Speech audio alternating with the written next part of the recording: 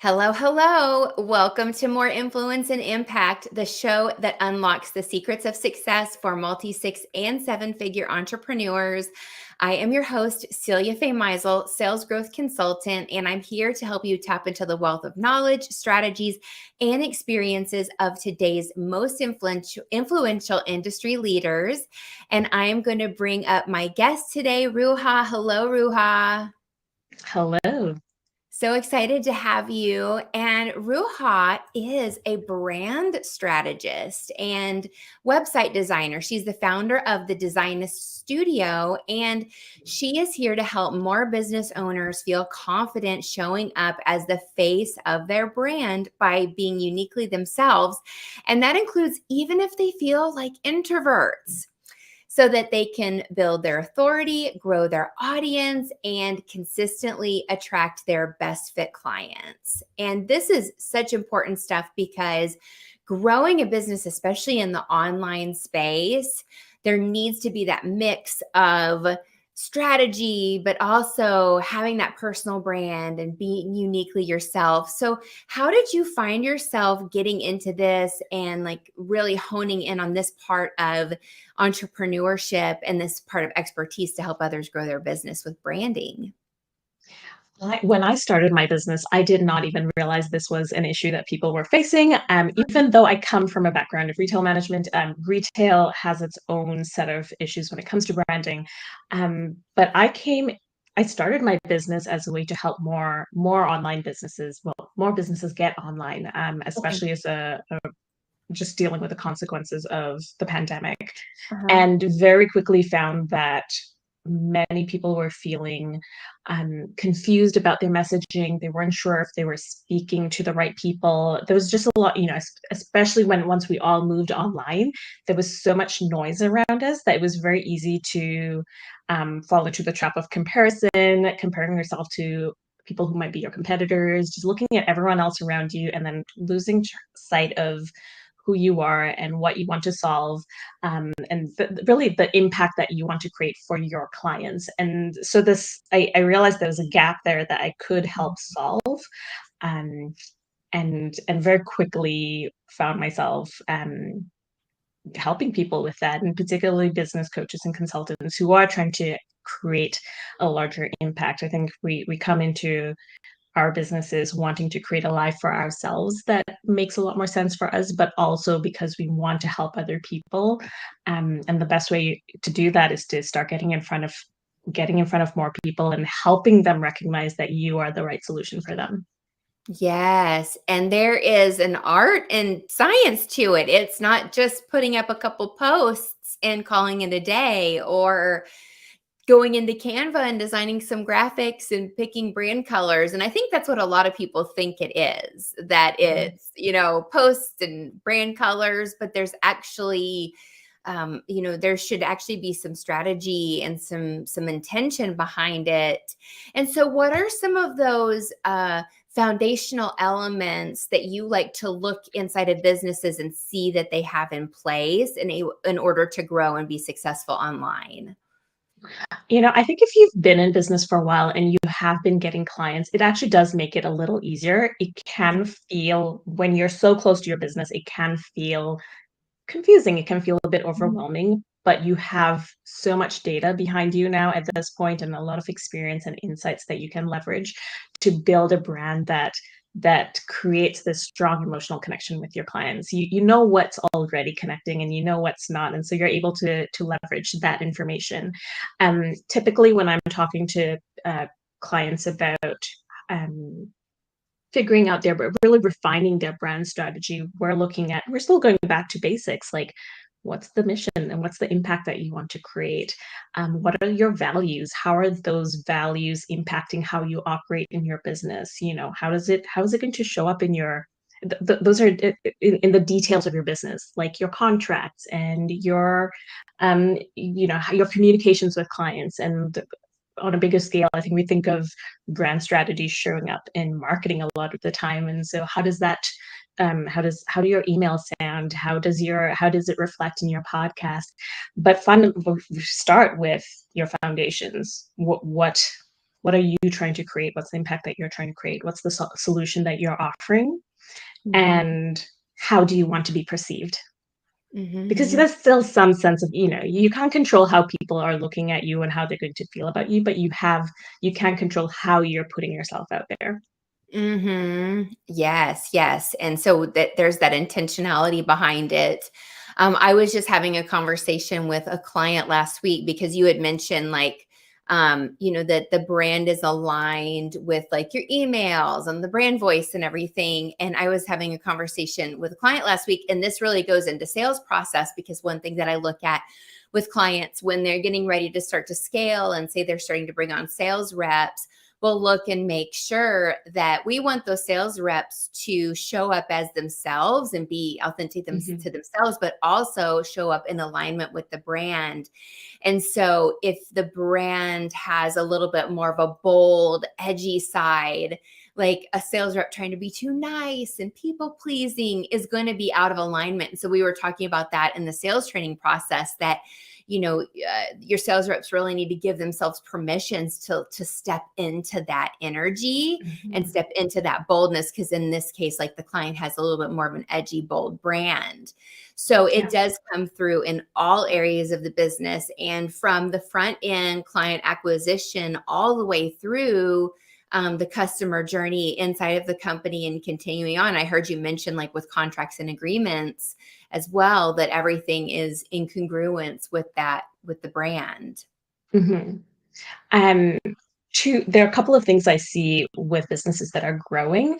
Mhm. The and you might experience one or both of these things. One is your ecosystem is expanding. You're using more Mhm. and more tools. You have all of these assets. And so everything from your website to your social media platforms to your CRM, your email marketing, assets for your affiliate programs, your course and membership platforms.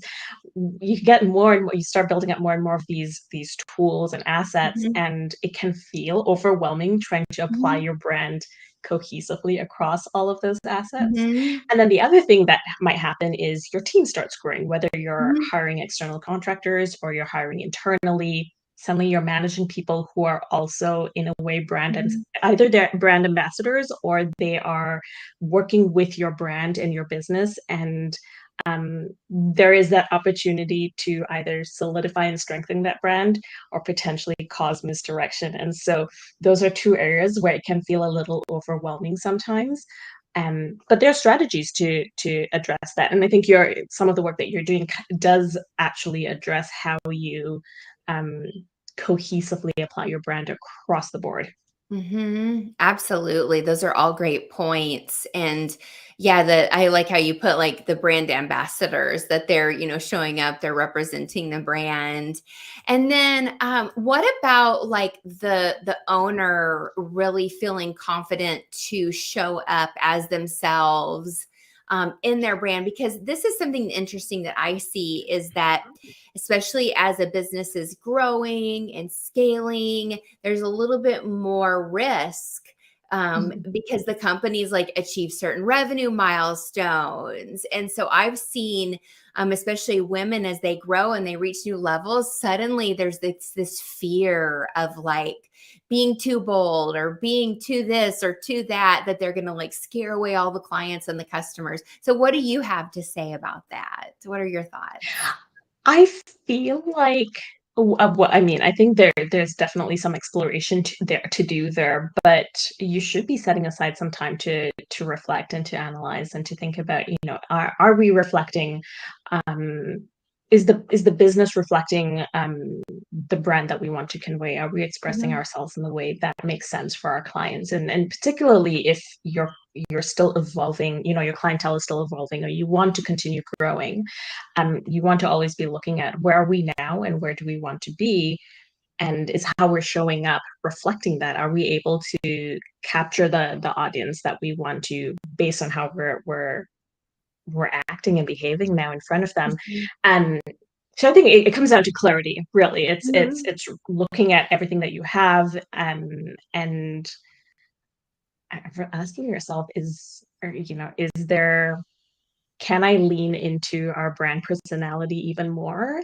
Mhm. Um, and if there is that sense of if that sense of fear is coming up, then it's doing a little bit of a risk assessment. What happens if I do into this? What's the worst that can happen? What are the Mhm. consequences that I think are going to how is this going to impact my business?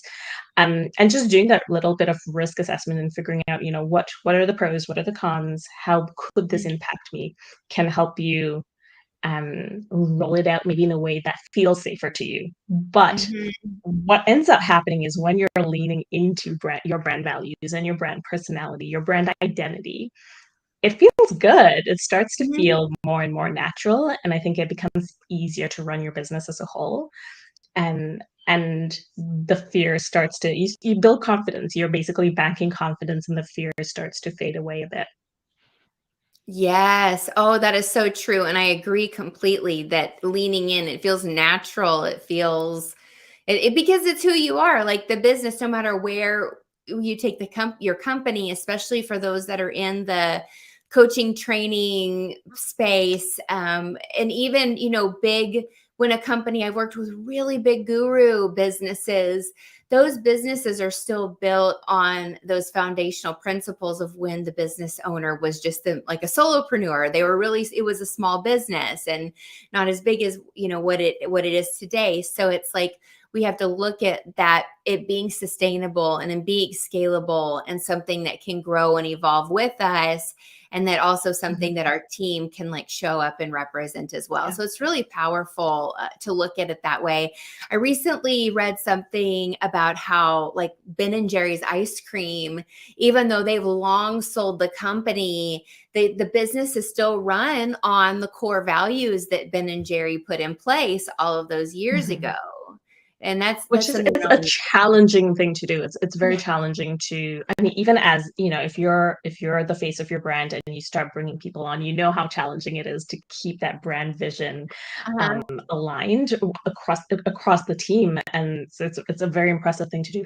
I will say it can be challenging if you think your brand identity is supposed to look a certain way, Mm. because you're looking at someone else and you think that I want to look more like that person Mhm. or that brand, and you Mhm. start imposing out yourself. There is going to be a little incongruence. I think you're going to feel Uh-huh. something is off, and we can start if I believed that I need to be looking more like this person who's edgier or louder or cooler in some way, and my brand needs to look like that. Um, I'll end up forcing myself to behave in certain ways that don't feel right. And Mhm. people can tell, right? Like your audience can tell, your clients can tell when it feels off. So yeah, I always I feel like giving yourself the space and time to just reflect and to look at, what actually feels right for me and for my brand. That clarity, once you get it, is so valuable, but it can be a bit of a tricky path to get to. Mhm, mhm. Yes, yeah. So it's that copycat, and I know that that can also happen with coaching, where when someone has a mentor or a coach, and then they try to model the coach's brand and model what the coach does, and maybe they're getting sort of like the business system maybe from the coach, like the marketing and enrollment, but then trying to take their brand personality and their voice and copy them like that. I think that Mhm. creates a lot of incongruence. I know, like my current coach, we are so different when it comes to like our values and how we show up and like how we like to serve clients, and where there's things that I love about her and how she models, there's things that I just know that are very true to me that I need to honor and not Mhm. copy from her, try to do like her. And so there is a level of self awareness that I think is required. And then if we don't have that self awareness, that's when we're going to lean to experts like yourself to help us take that inventory about who we are, Mhm. what we aren't. And, these online businesses, like they didn't exist decades and decades ago. Like they're still relatively new. And so this whole concept of like putting yourself out there and writing copy and like and seeing what comes back and what kind of people are attracted and what kind of people are repelled, like it's still a pretty new thing that I think our brains are getting on board with being used Mhm. to. I like how you approach this when you were talking about your mentor though, and it's how I approach any kind of idea or inspiration. If you're noticing people around you. Um, Pay attention to what you're like and what you're attracted to. Mhm. Pay attention to what your clients say about you that they love about you, and Mhm. document those things. Write it down, reflect on those things. Um, but especially when you're looking at other people, I would identify what you like about it, Mhm. and then look at how you might apply it within Mhm. your business and your brand, because it might not look the same. Maybe what you really like, it's showing up in another business in a very particular way, but you can take the core value, maybe, or like the underlying trait, and apply it to your business in a very different way. And I think, like, I'm someone who's very, um when we talk about brand archetypes, I'm a nurturer. I'm all about providing support. I will hold my clients' hands the Mhm. entire way. But also, on the other hand, I can be my people pleasing tendencies tend to come. It thrives in that kind of environment. Mhm. I love when I see that with other people. I really like people who are very funny. I don't know why humor just really, I want to be funnier, but I know I'm not naturally a very funny person. And so I think about what it is that, for me, it's the emotional resonance. It creates this lighter Mhm. energy, and I want my clients to be able to feel that. But for me, it's not through humor. So how do I create that in the experience that I'm offering? And it's going to end up looking in a very different way. But just, I think, identifying what you like and what you enjoy, and Mhm. applying it to your clients at the end of the day, right? Because what you enjoyed isn't necessarily what your clients enjoy. But figuring out how to apply it to your own brand in a way that makes sense for you, it might end up looking completely different, but it is going to be so much more, it's going to be easy to apply, but it will make so much more sense for you. Mhm. Yes, yes, that makes sense to really, kind of find what you like, what you don't like, get clear. And yeah, kind of like what is, maybe it's not the thing, like the humor, but it's like the essence of that. Like what is that essence that I want to create? So that's a deep dive. Like that's not something that most people are going to think of on their own naturally. And so that's why they have you to help them really do that inventory and get clear on, Mhm. what it is that they want and how they want to show up. I've really found that my brand and like how I show up online has really evolved as I have intentionally created more of a life for myself outside of my business. It's in getting away from my business because I was for decades. I mean, I've been running businesses for years. I was a workaholic. I just worked and worked and worked. I didn't know how many hours a week I worked or how long anything would take. And so in the last 2 years, I put time tracking systems in place and really started to identify more with like my gift of systems and processes and being very systematic. So that happened inside my business, but then that allowed me to start to focus more outside of my business because I knew how much I was working, how much I didn't want to work, wanted to have a life. And so my husband, we do a lot in nature and we get out and we like to go on adventures and travel and camp and do different things. And so in doing that, I found like, wow, I've got some really great content to bring back to like nature pictures and that I'm really starting to get clear on my values and who I am as an entrepreneur outside of my business. And when I'm in nature, I get ideas, just like Mhm. wisdom will come just land on my shoulders without me even asking for it. And I'll also lately in the last several months, it's like nature will teach me lessons about business when I'm not even thinking about it. I'll just look at something and then I'll see something and all of a sudden this like business lesson will come through. So Mhm. um I just wanted to bring that up because that's just been my personal journey of like really carving my life outside of my business to like have Mhm. more to create more of a brand and more presence for myself. And I'm just curious, like what kind of thoughts you have on that from your own experience, or working with all of your clients as well. To talk about, well, I have the same experience. I started gardening a lot as well. Yeah. I think I started it as a way to feel closer to my mother, who I Oh, lost about a decade ago now. But cool. now I thoroughly enjoy it. But you're right. There's something about being in nature that first of all, just gives you, I think, it allows for space to think and Yeah. reflect. And you don't necessarily have to be thinking about business, but of course, I imagine you love your business. I love the work that I do. And so I am thinking about it a lot, and it is very inspirational. But the thought that I had was actually one of the questions that comes up with a lot of people I talk to is, I don't necessarily want to show people everything about my life. I don't want to show them Right. everything that I'm doing. For some people, it makes sense. I know a financial coach who, her Instagram account was full of posts of pictures of her and her family hiking and camping. And the thing is, that's the life that she wanted to create for herself, and she Uh-huh. wants her clients to really be able to feel it, to see that it Mhm. is possible for you to live the life that you want to live. For her, it is being out in nature whenever she wants to be able to drop her laptop and go. Mhm. But it helps create, I think, this vision for her clients that this is Mhm. also possible for you, whatever that looks like. Maybe for you it's not traveling and it's not going out in nature, but whatever you want to do, I can help you do that.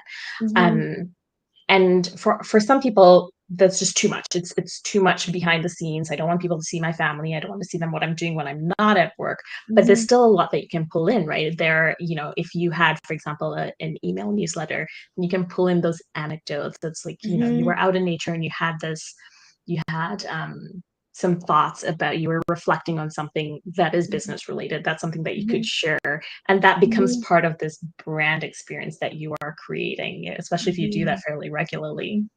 Mhm. Yes, yes, those are great points and more from like a tactical, here's how we can like use it inside of their business. So good. So this is kind of a hot button question, and I'm excited to bring it up because it's come up recently. So I have heard people online say, marketers say, well, having a brand is for like big companies only. Mhm. Like small businesses, they just can't afford, it takes too long. And I just think it's really funny. And I like to bring this question to brand experts because, like, what are your thoughts on that? Because you probably understand like where they're coming from, but Mm. also your whole business is built on helping people have a brand. So, what are your thoughts on that? You have a brand, right? Like your brand is the reputation you built. It's how people think of you. Even if only one other person knows about you right now, your business has some kind of reputation. Someone knows Uh-huh. about you and they think about you in a certain way. And how we approach it would be very different from a larger corporation. So there's some things that we absolutely don't need. I think the way a lot of brand experts are coming out of agency world, and so they might Mhm. start offering their services in a way that's very similar to corporate work that they've done. Mhm. So you want to, I think at the end of the day, it depends on how much you want to curate your brand experience, or the brand Yeah. experience you're offering your clients. How much of that do you want to have control over? And you can absolutely do it yourself. They can be overwhelming, especially as a growing business. Yeah. I find it, you're just too close to your own business. I mean, I could apply the same things to my own business. I could do, the brand blueprint. I could do the strategy session for myself. I have attempted it, and it's Uh-huh. not the same because I am too close to my own business. It's just so much more helpful when you go to someone who's outside of it and Mhm. doesn't have any real stake in your business. They just want to support you and like give you Mhm. clarity. Um, but there are some things that you might not need. You might not need, depending on the business that you're running and what assets you have and how you want to apply your brand strategy. Um, you might not need multiple logo variations, for example. You might Okay. not need, how many people have received I know so many people who've received, they've done a brand refresh, and then they get this brand book, or a lookbook, essentially, their guidelines for how to apply your brand. For some Mhm. businesses, that makes sense, but if you're not selling products, it might be Mhm. overkill. I would talk to your brand strategy expert, the person who's working with you on your branding. It might be, it could be your copywriter, it could be Mhm. your content writer, it could be your the person who does your social media marketing, for example. They're usually working from some kind of foundation. Mhm. Um, and so I would talk to them about, what does my business really need? And Mhm. how do we get just what we need and not the overkill, because Yeah. there can be too much. So what's Uh-huh. right for your business? Oh yeah, yes. That I really appreciate that perspective. It's like let's not go above and beyond because I know that there was a client that I worked with. It's been a few years, but they invested big, big, big, big money in a branding company, branding agency, and I mean, it was six figures. It was a six-figure Mm, investment, and what they got out of it was they didn't get the ROI on it. I think they got some landing pages and a brand book and different things. And I remember the mm, owner making a snide remark about it, like, "Oh, because we'll ask." Hey, when we're building out their sales processes and things, hey, can we see your brand, if you have a brand guide and brand voice mm, guidelines and copy guidelines, and like, oh yeah, we'll send you this, we paid $100,000 for it, or it's just sort of like this offbeat remark, but there's a little bit mhm. of bitterness there, so I have seen that happen Yeah. before. And yeah, it's really interesting. So just it's like the basics, what you need. And I agree with your team too. I know for me, it's like I will ask my team, like, what do you need to be able to accomplish this task? And so what Mhm, I've really found is when it comes to our internal teams kind of representing our brand, like I do have like a brand guidelines document that I use, but one thing that's important is like industry knowledge. And I find that yeah. if you're getting into team members that maybe they're great at like what they do, but they don't have a lot of industry knowledge, our processes and what we provide to them needs to have more education for them to Mhm, understand, or we need to be training them more on the education side. yeah. But if they have a lot of industry knowledge, it can just be like the basics of like, here's the Mhm, here's the info, just make sure it matches this. yeah. I think it could be helpful to think about what your business needs, but also creating SOPs. I mean, especially at your stage of business, you should be thinking about, do I have some kind of documentation at least so that Mhm. I can hand information over to someone else and they're going to understand this the same way that I will. But also recognize that brand building does take time. It is something that Mhm. is ongoing. It's happening all the time. To build Mhm. if you are shifting your brand reputation, for example, that is going to take time. Your brand is going to evolve. So it could be helpful to, even document what does it look like for our brand to be in alignment, Mhm. and what are the signs that it's no longer in alignment and we need to rethink, strategy or the expression. So, colors, logo, all of those things. At Mhm. what point does it start to look like we are no longer in alignment and we need to update our thinking about it, or how just the assets in general, our branding in general. Right, right. Because they can get outdated. So we want to, so do you recommend like a certain amount of time, like a 1 year check-in, or like them checking in on their brand assets at a certain time period? Or is it just more organic?